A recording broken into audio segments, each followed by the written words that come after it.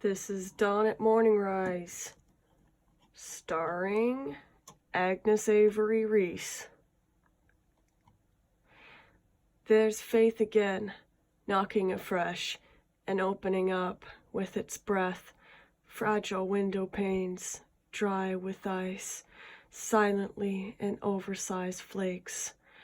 As if from sleep she stirred in place, her thinning skin grazed the fabric of a couch she knew, then didn't, like that second had wiped her mind, with a withered body decked in silk, all strategically torn, as if by hands in a struggle, although alone was all she seemed. Phantasms she must have spoke to in a prior dream that left her, certain to detect company, gathered with her in this room. Replete with shag, wood-paneled walls, twig-legged furnishings, a turntable, and in somber tones a modern space by her own recollection.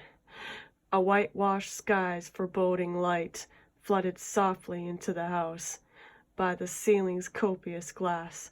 All at once this world seemed stifled. Incessant, the sound wouldn't quit, rap-a-tap-tap on that window, urgently above where she laid, but no one was all she saw there. Without this being home, she knew her way somehow to the back door, and that she had to get outside for some arousing, unnamed fear. There's no acclimating to this threshold of tension in the air. Moss and loam coursed their cold through her in a vacuous prairie's wake. A sway on sobriety's cusp, she stammered with her feet to find any semblance of who'd left her behind in this hurricane's eye. On the bank of a hurried stream, a run underneath the temple built on a bridge she'd come out from, her pupils set in glass peered down.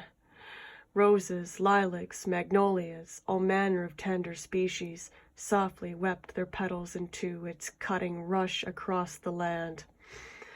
Its rapids throbbing back and forth in this half-light, stuttering in successive lines from gray to black, humming static subtle rattle, twisting through unassuming hills, over to Pandemonium's effigy above the mantel, wrought from cobble, soap, and marble.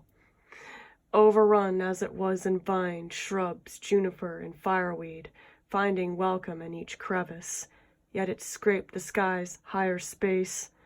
Thereat's where the hand of God thrust and imploded this sleeping world, dismantling centuries' worth of mist, and inducted me to the end, voicelessly flooding the heavens in the body of 10 cores heat, like the sun had spilt out in space before hardening, then raining. Blackened magma oozed as if from wounds and hissed their way down to earth, overcasting an abrasive haze in and out of everything. And then a ringing plunged her ears like an external tinnitus, and only waves' transliteration into shapes were left in sight. Back insides where she might have fled, although forbidden, recalling that she'd lived this day already, and would wake on that couch again.